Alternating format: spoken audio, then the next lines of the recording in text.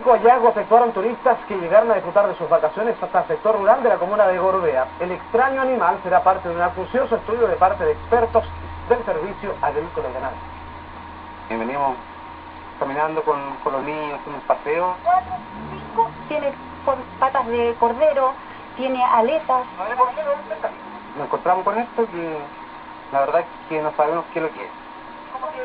Tiene cuero como de un vacuno, tiene cuero como de una oveja. Mejor forma de graficar la rareza de este animal no existe. Tiene patas de cabra, unas manos que miden lo mismo que su cuerpo y al final de ellas una especie de aleta que se asemeja a la forma de las membranas de un pato.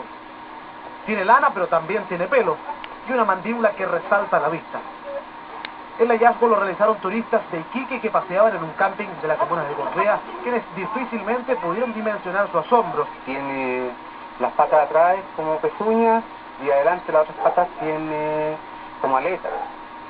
Y tiene una cantidad de articulaciones que no sabemos lo que es. Tiene como pelo de cordero, no se sabe lo que es. La mandíbula de abajo es súper larga, después deja una parte sin dientes y después trae una punta de dientes. Entonces tiene muchas cosas, como te dijera, de muchos animales, es una mezcla de animales. No tiene una sola forma.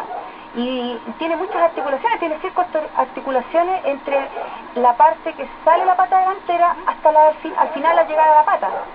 Luego de dar a conocer el hallazgo, profesionales del Servicio Agrícola y Ganadero llegaron hasta nuestro canal para intentar descifrar ante la presencia de qué estábamos.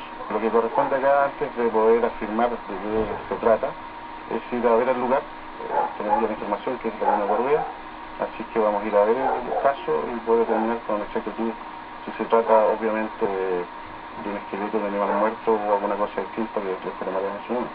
La inspección de las imágenes no fue suficiente y la apariencia un tanto apocalíptica de esta especie llevaron a que los profesionales del SAG viajaran hasta Gorbea para realizar los exámenes de rigor y tener certeza del origen de este extraño animal que merodeaba en la comuna de Gorbea.